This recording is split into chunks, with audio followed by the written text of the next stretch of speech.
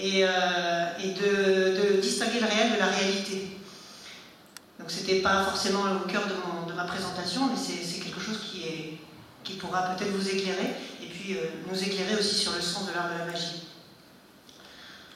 Alors je vous demande quelques instants pour sortir quelques papiers, et je suis à vous.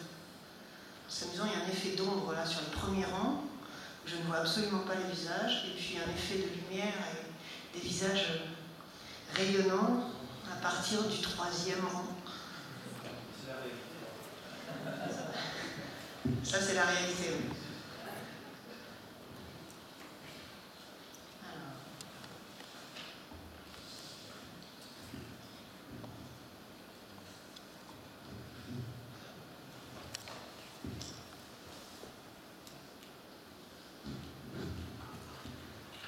Donc, je m'appelle Stéphane Alzaris, je suis artiste magicien, enfin j'étais plutôt artiste magicien pendant 25 ans. J'ai fait des spectacles, de la mise en scène et beaucoup de pédagogie. J'ai animé une petite école de magie pendant 15 ans à Paris. Et je suis philosophe et j'ai travaillé sur le sens de l'expérience artistique magique. Donc c'est une intervention qui va s'inscrire dans le droit fil de l'intervention de Thibaut, j'ai oublié le nom de famille, Rioul, hier, qui vous proposait une approche philosophique de l'expérience magique. Le terme d'expérience magique est un terme déterminant pour la présentation et la matière à réflexion que je vais soumettre à votre sagacité. Et puis aussi en lien avec l'intervention précédente, avec l'intervention d'Alain Poussard, qui est dans la salle. Toujours là? Oui, vous êtes là. Donc je vais essayer de tisser et tirer quelques fils entre ces deux interventions. Le titre de cette intervention, c'est l'expérience de l'impossible. Vous en avez parlé, Monsieur Poussard. L'expérience de l'impossible, je vais essayer de montrer que l'impossible peut être entendu de deux manières. Ça, ce sera la deuxième partie de mon intervention. La première partie de mon intervention, c'est, je vais essayer de vous donner un petit peu l'idée du sens ou de ma compréhension de l'expérience artistique magique. Et vous montrer, ou essayer de vous montrer dans ce temps très court, imparti, en quoi l'art de la magie nous reconduit à la magie de l'existence. Donc c'est à la fois une thèse, c'est une hypothèse de travail, mais c'est aussi une thèse en quoi l'art de la magie, en quoi cette magie artistique, cette magie spectaculaire, peut nous reconduire à la magie de l'existence, ce qui m'amènera justement à rencontrer le réel. Et peut-être je peux déjà vous proposer cette thèse-hypothèse, en un mot commençant. Je vais essayer de défendre l'idée selon laquelle l'art de la magie nous initie au réel. L'art de la magie nous initie au réel, et je ferai la distinction entre le réel et la réalité tout à l'heure. Donc en quoi, je vais commencer sur cette première question, en quoi l'art de la magie nous initie à la magie de l'existence. Il me semble que l'art de la magie nous initie à la magie de l'existence en deux sens.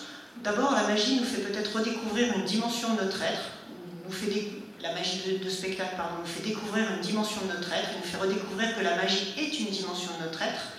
Et puis aussi, peut-être, l'art de la magie a ce pouvoir-là, que de nous faire redécouvrir que la magie est une dimension de la vie. Donc dimension à la fois de notre être et dimension de la vie.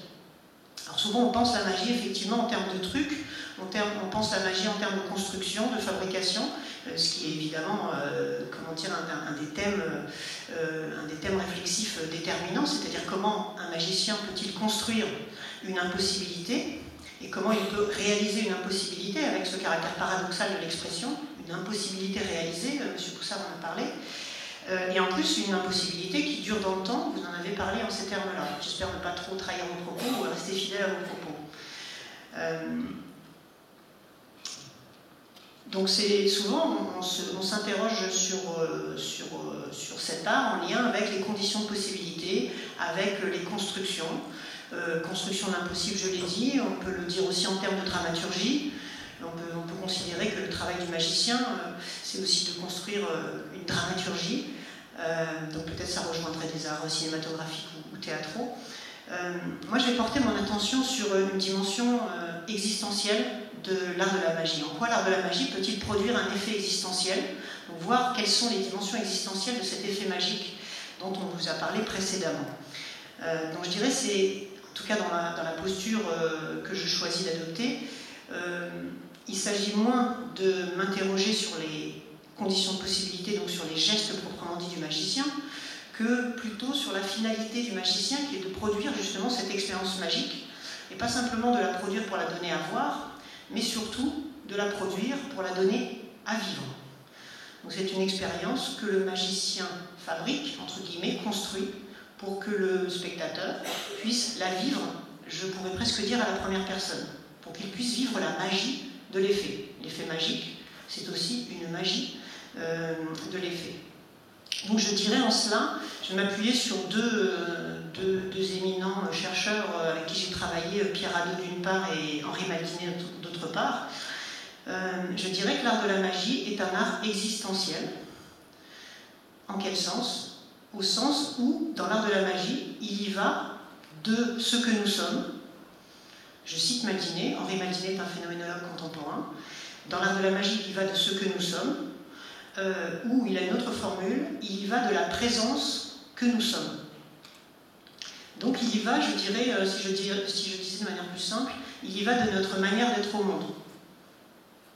Notre manière d'être va pouvoir être altérée par cet art de la magie, et particulièrement par l'effet magique sur lequel je vais me concentrer.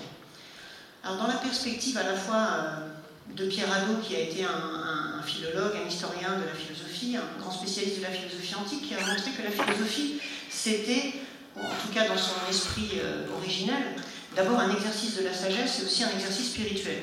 L'exercice spirituel, ça veut dire un exercice qui nous permet de nous transformer nous-mêmes. Ce que je voudrais montrer, c'est que l'artiste magicien, dans certains cas, propose un itinéraire qui nous permet de modifier notre manière d'être et de nous offrir une conversion existentielle. C'est-à-dire de nous faire passer, pour le dire plus simplement, d'une manière d'être, d'une certaine manière d'être, à une autre manière d'être, un certain mode d'être, à un autre mode d'être. Donc l'hypothèse que je voudrais explorer avec vous dans ce petit temps, c'est de voir l'art de la magie comme une sorte d'odyssée existentielle. Je reprends une expression à Vladimir Yankelevitch. Vladimir Yankelevitch a parlé d'odyssée existentielle, donc de voir aussi qu'un effet magique, c'est pas simplement le temps du climax, comme on dit, c'est-à-dire ce temps fort qui va nous permettre de vivre l'impossible, de possiblement vivre l'impossible, mais c'est aussi tout un itinéraire, à la fois réflexif, un itinéraire cognitif, perceptif et cognitif, je dirais, mais aussi un itinéraire existentiel. Cet itinéraire existentiel, si je veux le caractériser en quelques mots, en ce début d'intervention, je dirais que c'est un itinéraire qui nous fait passer de la prise à la déprise pour aboutir à la surprise. Pour utiliser des mots simples et que vous puissiez aussi les prendre presque en main grâce à votre esprit. C'est un itinéraire que nous propose l'artiste magicien qui nous fait passer de la prise à la déprise jusqu'à la surprise. Et qui nous fait, vous avez parlé de régime de réalité, M. Poussard, je vais réutiliser ce terme de régime qu'on utilise aussi beaucoup en philosophie, qui nous fait passer d'un régime, on pourrait dire de l'existence, à un autre régime de l'existence, pour le dire plus simplement, donc à une certaine manière d'être, jusqu'à une autre manière d'être. C'est un itinéraire que l'artiste magicien nous propose de vivre. Donc un itinéraire, c'est un processus temporel qui a un début, une fin, qui porte en lui une possibilité. C'est un itinéraire qui nous conduit du régime de la preuve au régime de l'épreuve. Et je vais évidemment détailler un tout petit peu ce que j'entends par régime de la preuve et ce que j'entends par régime de l'épreuve. Le régime de la preuve est associé à ce que j'ai nommé tout à l'heure le moment de la prise. Le moment de la prise, je vais l'associer dans un instant à la recherche, entre guillemets, du truc dans l'esprit du spectateur, et puis à différents sens que peut revêtir ce petit mot de truc qui n'a l'air de rien, mais qui est en lui-même un mot magique. Donc itinéraire de la prise à la déprise, pour nous faire vivre une expérience radicale, une expérience drastique, dirait Yankelevitch, qui est celle de la surprise. Donc surprise, je lui accole un coefficient de radicalité. On pourrait dire l'effet magique est une surprise radicale. que nous offre, pas seulement à voir, mais à vivre, l'artiste magicien. Voilà mon hypothèse. Donc je vous invite à un voyage, à ce voyage qui nous conduit de la prise à la déprise, pour nous faire vivre cette surprise radicale qui est un effet magique et que l'intervenant précédent a caractérisé aussi en termes d'événements. Un terme que je vais réutiliser aussi dans mon intervention. Est-ce que jusque-là ça va? Pour dessiner un peu le paysage dans lequel nous allons nous mouvoir. Ça va? Pour poser aussi pour que vous ayez une idée de cet itinéraire, cette odyssée existentielle, en lien avec quelques mots balises, on pourrait dire. Prise, déprise et surprise, passer du régime de la preuve au régime de l'épreuve.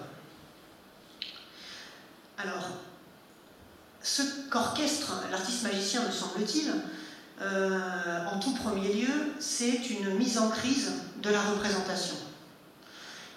Pour le dire peut-être un peu plus précisément, mise en crise de la représentation objectivante. Alors j'ai conscience que c'est une expression peut-être un peu technique, mais qui va peut-être s'éclaircir un petit peu en la mettant en lien avec cette question, cette notion de truc qui nous colle à la peau, nous illusionnistes, prestidigitateurs, magiciens, et qui évidemment habite l'esprit du spectateur. Quand on cherche le truc, quand on cherche les trucs, quand on est dans cette optique du truc, eh bien on est dans un certain mode de conscience. Et pour le dire simplement, je dirais que le mode de conscience dans lequel on est quand on réfléchit, quand on pense en termes de trucs, je pourrais la qualifier d'une conscience technique ou d'une conscience objectivante. Le truc, c'est quelque chose sur lequel on doit pouvoir mettre la main. Donc c'est un quelque chose, le truc. C'est quelque chose de tangible. C'est un objet.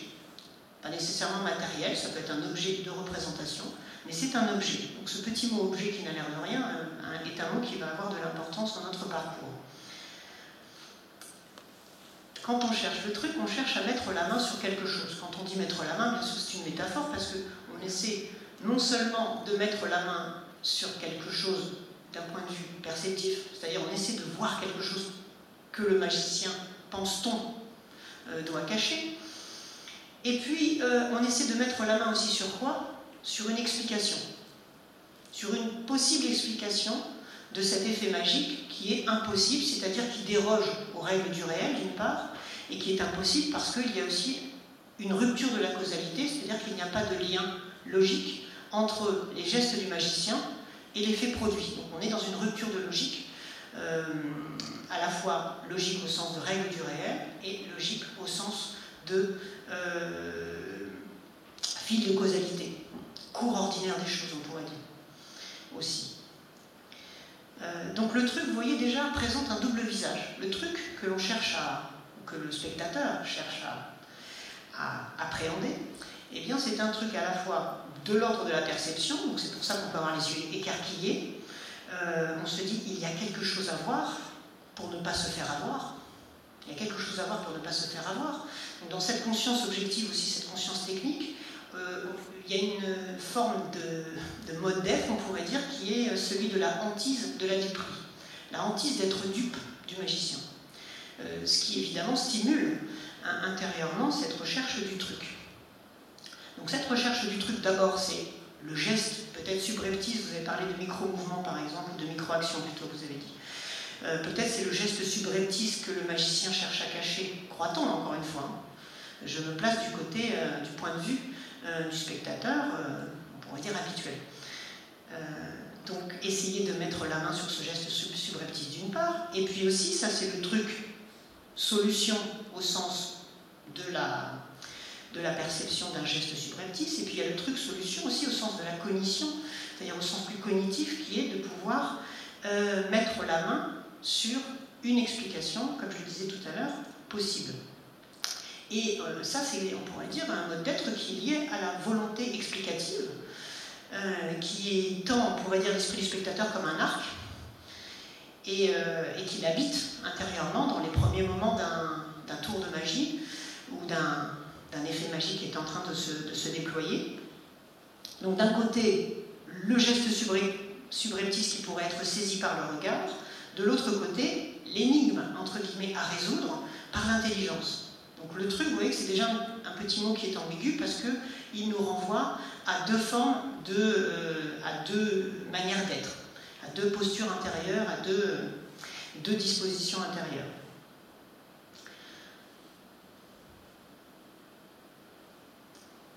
Évidemment, ces deux modes d'être qui sont associés et que j'associe à la conscience technique ou la conscience objectivante, c'est une manière d'être qui est liée à l'assurance de soi, de pouvoir être assuré, être dans une pleine assurance, on pourrait dire, que rien ne m'échappe. Parce qu'évidemment, si quelque chose m'échappe, je vais être déstabilisé intérieurement, je vais être dans un état d'instabilité intérieure qui va évidemment peut-être me déranger. Donc le petit truc solution, du point de vue perceptif ou cognitif, on avait parlé tout à l'heure d'énigmes à résoudre ou de problèmes à résoudre.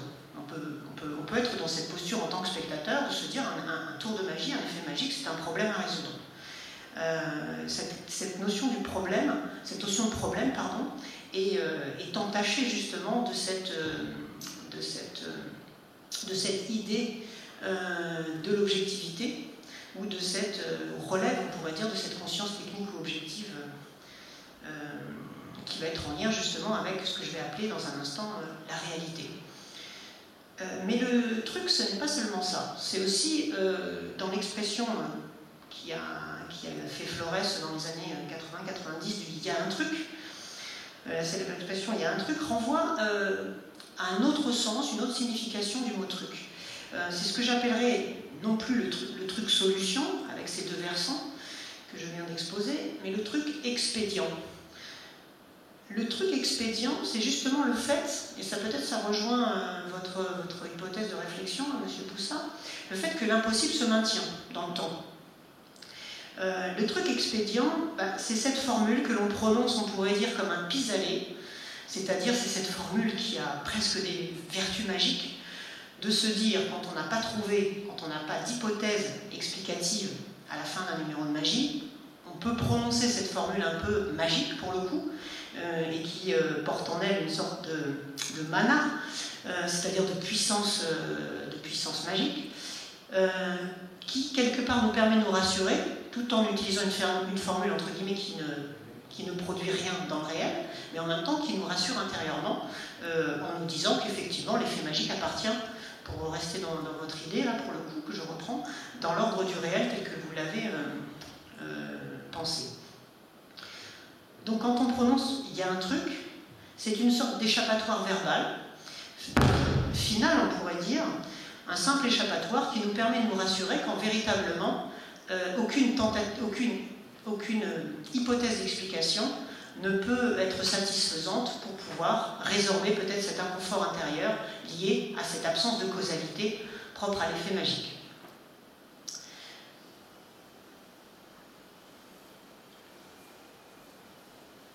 Et ça renvoie peut-être à une petite dimension sur laquelle je ne reviendrai pas, je ne vais pas développer du tout, mais à une dimension liée à la construction d'un effet magique.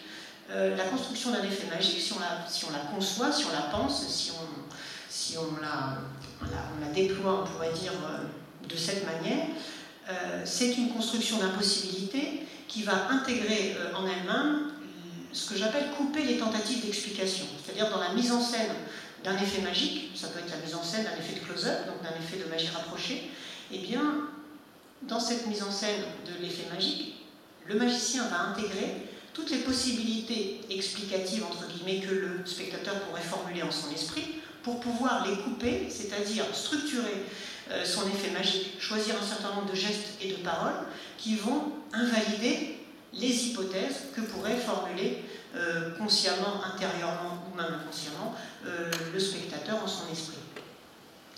Et évidemment, quand ces tentatives d'explication n'ont pas abouti, et quand l'effet magique est véritablement magique, c'est-à-dire quand aucune hypothèse explicative ne peut adresser cet effet magique, eh bien, il y a cette formule, encore une fois, magique, qui est il y a un truc, qui est ce à quoi on peut seulement se raccrocher dès lors que l'on est étourdi intérieurement par cet effet magique donc impossible.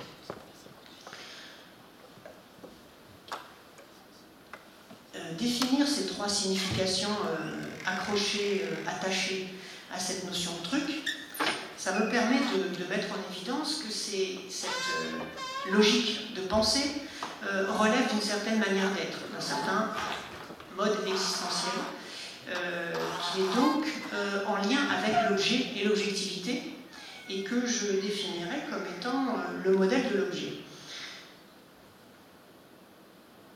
Chercher à mettre la main sur un truc au sens d'un geste subreptice, chercher à mettre la main sur un truc au sens d'une solution possible ou d'une explication probable.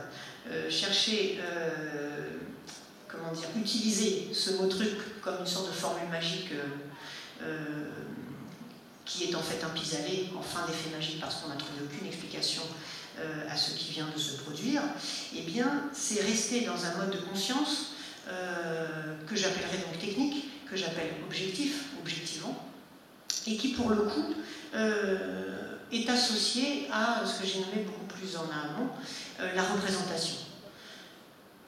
Être dans le monde de la représentation, c'est ce que j'appellerais être dans la réalité.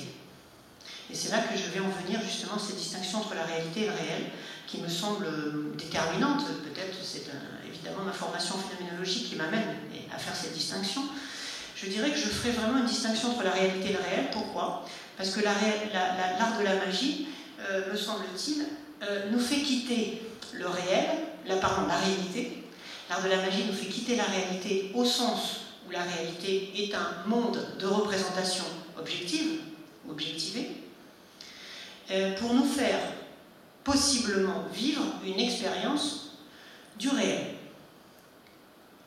Donc, c'est en ça que va consister, on pourrait dire, une des possibilités de l'effet magique. L'effet magique, dans une certaine de ces dimensions, dont je vais parler dans un instant, eh bien, peut nous permettre de produire ce que Pierre Hadot appelle une conversion existentielle. Conversion existentielle, c'est-à-dire passer d'un mode d'être à un autre mode d'être. En l'occurrence, passer du mode de la représentation au mode de la présence, voilà un terme que je n'ai pas encore employé. Mais l'effet magique a cette potentialité, on pourrait dire, de nous faire renaître existentiellement, intérieurement. Et je vais essayer de vous dire pourquoi dans un instant. J'en reste un instant à cette distinction entre la réalité et le réel. Je définirai la réalité comme un certain nombre de phénoménologues, dont Michael Dufresne, qui a écrit une phénoménologie de l'expérience esthétique. La réalité, c'est le monde des représentations dans lequel nous nous mouvons quotidiennement et qui fait qu'il y a possiblement un monde partagé en lien avec les lois de la perception et de la cognition. Mais je dirais que c'est une version édulcorée ou une version assagie ou conventionnelle, pour reprendre les termes de Michael Dufresne,